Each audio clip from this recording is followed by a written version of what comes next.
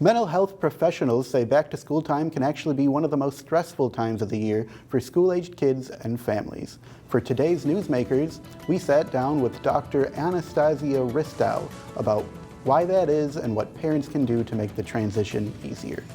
There's so much happening this time of year that families have to be thinking about in a really big time of transition, moving from all of what summer might have been, shifting back into gear to all of what the school year brings. So it's a lot to think about, a lot to juggle. All right. Mm-hmm.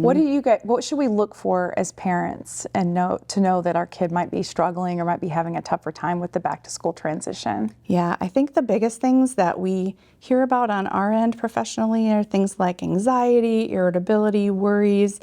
These kids just want to be able to kind of move back in the swing of things and fit in and be like everybody else, and they're feeling the academic pressures.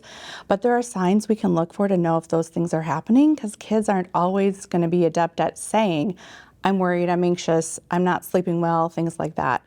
So there's more subtle things like not sleeping well, maybe crying episodes, maybe just that general irritability, withdrawal, things like that. And then there's more obvious things like a sudden decrease in their areas of interest, wanting to be around people less often. Maybe they're having emotional outbursts, the behaviors get more challenging, things like that.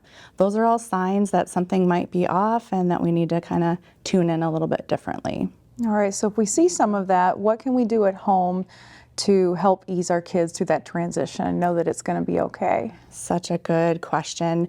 One of the biggest things, and this is not meant to put pressure on us as parents, but just to know that our emotional well-being and our emotional stability becomes a bit of a barometer for the entire family.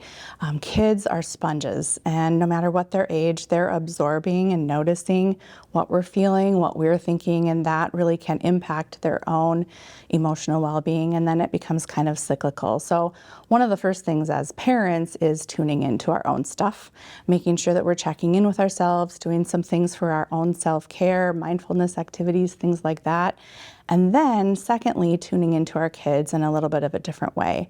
I think a lot of times as parents, we feel like we have to know all of the answers, and we have these goals and ideals of, okay, this year they're going to be more independent in the morning, we're going to have family meals every day, ... Sure. And then who can do all of those things? Even though social media would tell us everyone else is perfect but us, It's just not the reality. So if we engage our kids a little bit differently, think of it as a family affair. So we all sit down, we think about what's the top 2 or 3 things that we want to work on throughout this school year.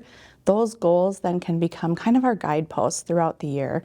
So it eliminates a lot of the more intense power struggles, allows us to be a little bit more emotionally neutral, and then we know we're on the same page. Hey, we all agreed we were going to try and make morning time less chaotic.